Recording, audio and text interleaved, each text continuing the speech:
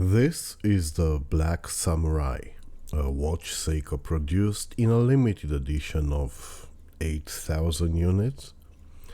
This is the prototype of a timepiece Pedral have built for a limited run of 10 units. This is the Pedral Dreamchaser GMT.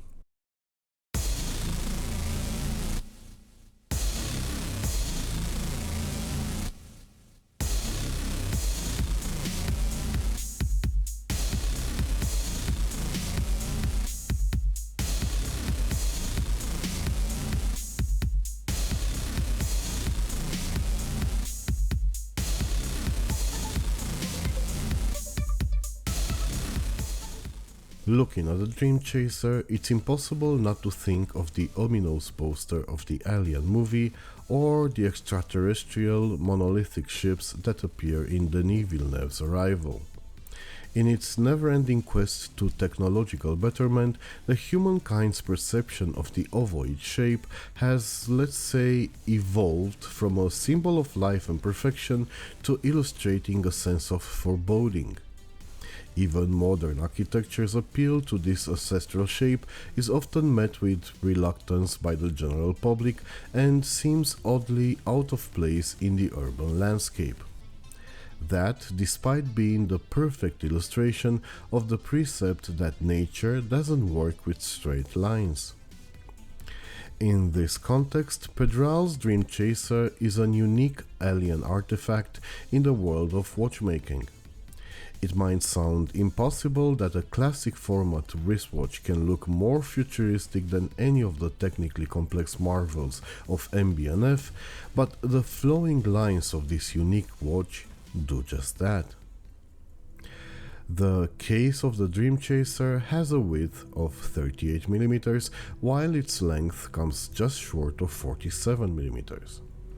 This is an all-brushed monoblock stainless steel construction that manages to look elegant yet indestructible. And indestructible might just be, especially considering the hardness coating that takes its resistance to scratching to 1200 Vickers. The orientation of the brushing is radial on the top and horizontal on the sides.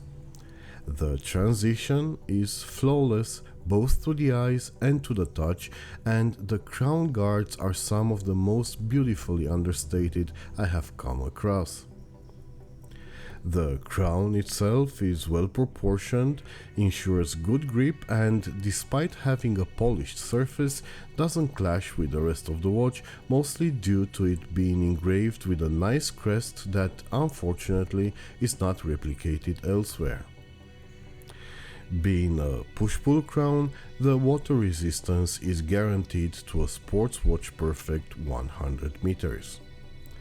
The screw-down sapphire crystal caseback gives us a glimpse at the engine powering the watch. Now, this being a prototype, the caliber used is a run-of-the-mill Seiko NH34, but the 10 watches in the ultra-limited model will be brought to life by the Swiss-made True GMT Sellita SW330-2 caliber.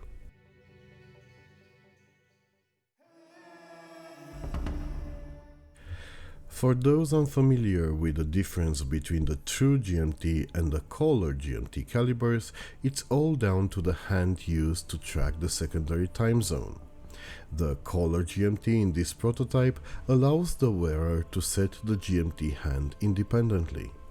The primary time zone, the home time, is read using the watch as any other, while the secondary time zone's hour is displayed by the GMT hand pointing at the inner dial.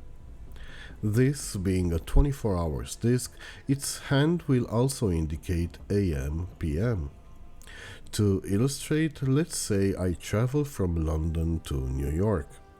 Eastern time zone is 5 hours behind, so if I leave London at 1 p.m., I can already move the GMT hand to 8 a.m. for New York. From now on, to indicate time in New York, I will use the GMT hand, while for London time, I will use the watch normally. This, however, might lead to inconvenience as I would need to calculate if London time is AM or PM. That's why the other variant is called True GMT, as in this case the quicksand hand is the hour hand, so the hand that would indicate the London time would be the GMT one with the added bonus of showing a 24 hours dial. As a consequence of the GMT complication, the dial of the Dreamchaser offers quite a lot of information and does it in a relatively small space. While Pedral have managed to keep it uncluttered, they did it at the expense of what some might call miniaturization. Telling the time is not a problem due to the multifaceted polished hands pointing at the multifaceted polished markers, but the GMT markings are not easily distinguishable for my aging sighting.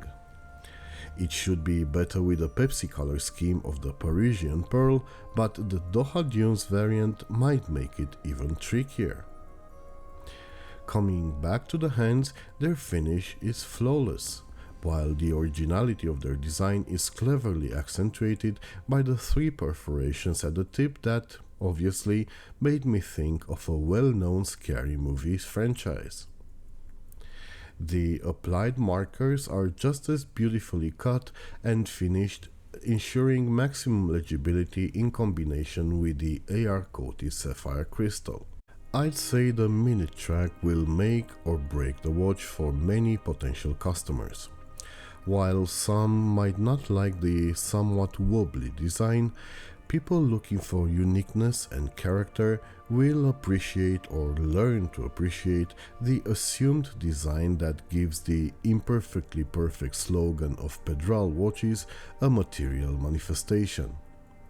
After spending 2 weeks with the watch, I am yet to figure if I like it or not. I obviously like the application of lume. BGW9 is generously applied to the hands and indices, but not on the GMT disc. And that's because this is a prototype, but the Swiss-powered watches will have lume discs with cutouts for the hour markers. And we have arrived at a really interesting point in this review. Kevin Pedral's initial plan was to offer the Dreamchaser in a very limited edition of 5 Swiss-powered watches for each of the 2 colorways at $900 plus tax. However, after getting great feedback on social media, Kevin has decided to issue a more accessible option for the budget conscious, so there will be 10 NH34 powered watches for sale at just under $500 plus tax. The only differences between the 2 options will be the calibers and the color schemes, so let's see what else you're getting for your money. Pedral have put a lot of thought into the packaging, as while the cost of it shouldn't influence the value for money, having a pleasant shopping experience should include this aspect too. Inside the nice box, besides the 2-year warranty and an assortment of freebies, one will find spare links for the Beads of Rice bracelet. Speaking of the bracelet, some slight integration issues can be observed, particularly on the corners. I have asked Kevin about it and he confirmed steps are being taken in order to ensure a perfect fit. As a matter of fact, despite being a true 7-link Beads of Rice of extremely good quality, the bracelet is still a work in progress as an impressive number of features will be added. Hardening coating, half links and an optional 4 micro-adjust positions folding clasp should bring the bracelet to the lofty standards set by the head of the watch.